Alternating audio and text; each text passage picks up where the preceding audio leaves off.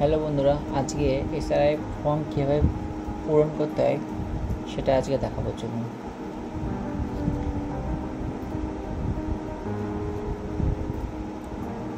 এই প্রথম বক্সটাতে অলরেডি কিন্তু আপনার নাম, আপনার ভোটার কার্ড, অ্যাপিং নাম্বার, অ্যাড্রেস অলরেডি প্রিন্ট হয়ে আসবে।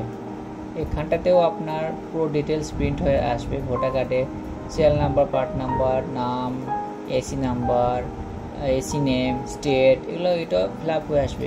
এটাতেও আপনার কিউআর কোড অলরেডি প্রিন্ট হয়ে আসবে। এখানে আপনার ভোটার কার্ডে যে ফটোটা আছে সেটা এখানে প্রিন্ট হয়ে আসবে। আর এখানটাতে হচ্ছে কি আপনার কারেন্ট ফটো, মানে এখনকার আপনার পাসপোর্ট ছবি এখানে আপনাকে এখানে পেস্ট করতে হবে, মানে হচ্ছে কি লাগাতে হবে ফর্মের মধ্যে। যখন বিএলওর আসবে, বিএলও যখন আপনাকে এই ফর্মটা দিয়ে যাবে, বিএলওর অলরেডি কিন্তু এই পুরো ডিটেলসগুলো না ফিল আপ থাকবে।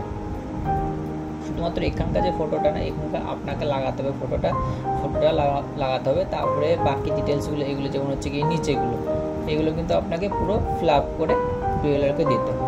ঠিক আছে, চলুন কীভাবে ফিল আপ করবেন সেটা আজকে আপনাদেরকে প্রসেসটা জানিয়ে দিই।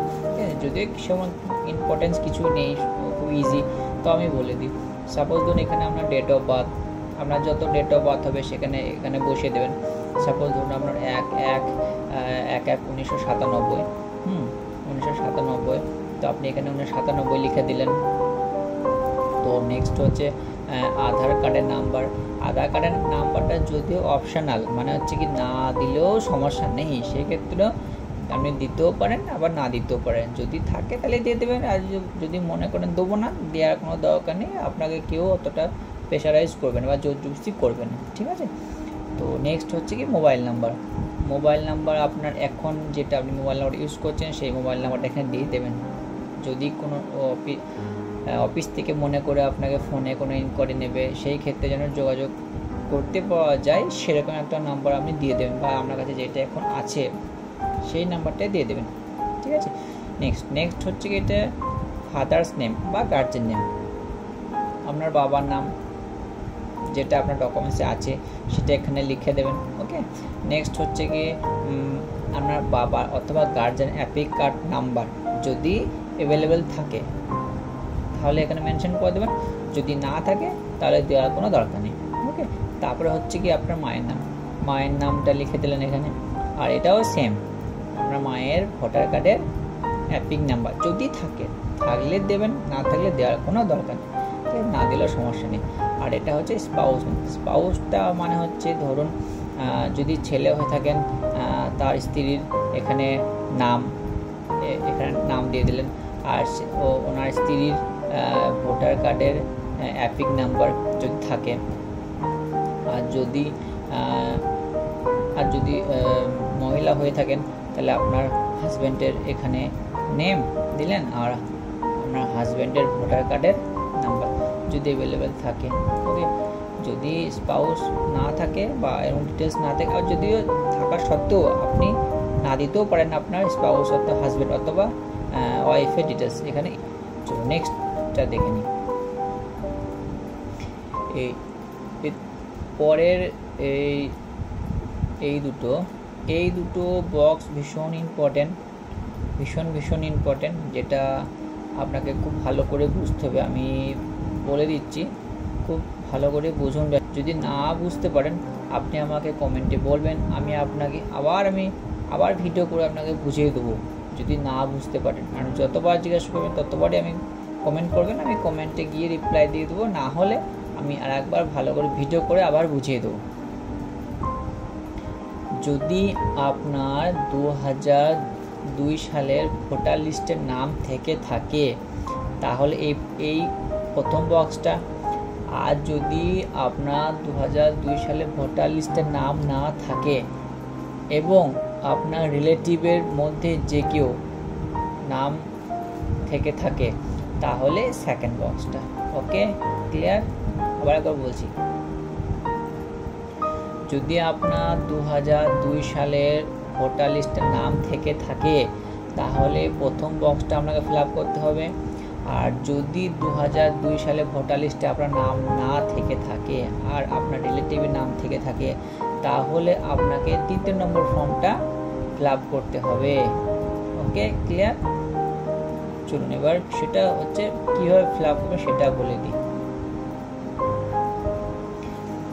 সাপোজ ধরুন আপনার 2002 সালে ভোটার লিস্টে নাম আছে, তাহলে এখানে তখনকার নাম অনুযায়ী আপনি ফিল আপ করবেন।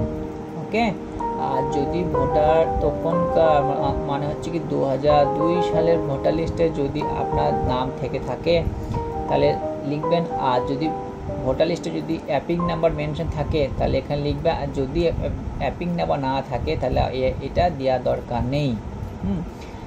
আর হচ্ছে কি রিলেটিভ নেম, ওখানে আপনার গার্জেন নেম যার মেনশন করা আছে সেটা বাবা মা যার নাম আছে সেটা এখানে লিখবেন, আর ওনার সাথে আপনার সম্পর্ক কি সেটা এখানে লিখবেন।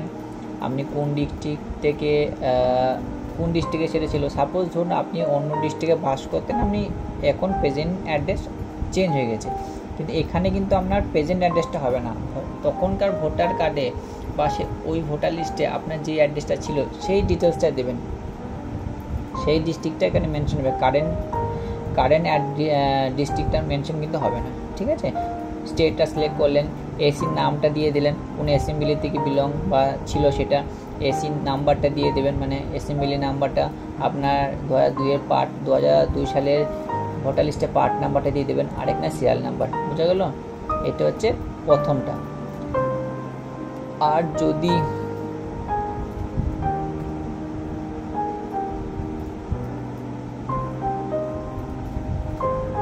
যদি আপনার 2002 সালে ভোটার লিস্টের নাম যদি না থেকে থাকে তাহলে আপনার রিলেটিভ, এখানে লেখা আছে দেখুন ডিটেলস অফ দ্য রিলেটিভ, মানে তখন সেক্ষেত্রে আপনার রিলেটিভের নামটা এখানে আপনাকে মেনশন করতে হবে।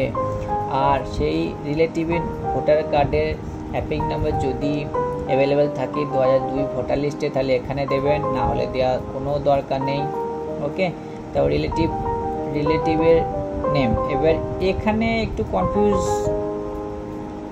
হয়ে যাবেন, যদিও তাও ক্লিয়ার করে দিচ্ছি। সাপোজ ধরুন এটা আপনি আপনার জন্য ফিল আপ করছেন, আর এখানে আপনি আপনার বাবার ডিটেলস ফিল আপ করছেন। ঠিক আছে, এখানে বাবার ডিটেলস ফিল আপ করছেন, যেহেতু আপনার 2002 সালে ভোটার লিস্টের নাম ছিল না, আপনার যেহেতু বাবার আছে, তো এখানে আপনার বাবার নামটা এখানে মেনশন করে দিলেন, এখানে বাবার নামটা দেবেন, মানে হচ্ছে কি আপনার দাদুর নামটা ফিল আপ করবেন এখানে। ঠিক আছে, দাদুর নামটা ফিল আপ করবেন।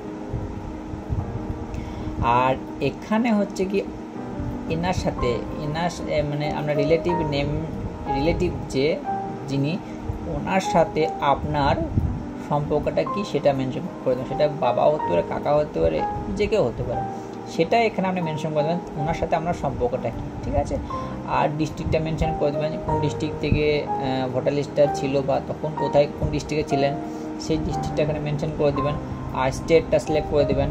আর এটাও সেম একদম, এসি নেম আর এসি নাম্বার মানে অ্যাসেম্বলি নাম্বার, পার্ট নাম্বার আর serial number as it is সেমই হবে। এটা শুধু এখানে একটু কনফিউজ হবেন না, এখানে আপনার ফাদার নেম হবে, যদি আপনার ফাদার রিলেটিভ 2002 লিস্টে থেকে থাকে, আপনার নাম না থাকে তাহলে এখানে আপনার ফাদার নেম, আর এখানে আপনার দাদুর নামটা বসিয়ে দেবেন, আর এখানে আপনার বাবার সাথে সম্পর্কটা যেটা ফাদার লিখে দেবেন বা সম্পর্কটা লিখে দেবেন, বাকিগুলো সেম ডিস্ট্রিক্ট, স্টেট আর অ্যাসেম্বলি নেম আর assembly number, part number, serial নাম্বারটা মেনশন করে দেবেন।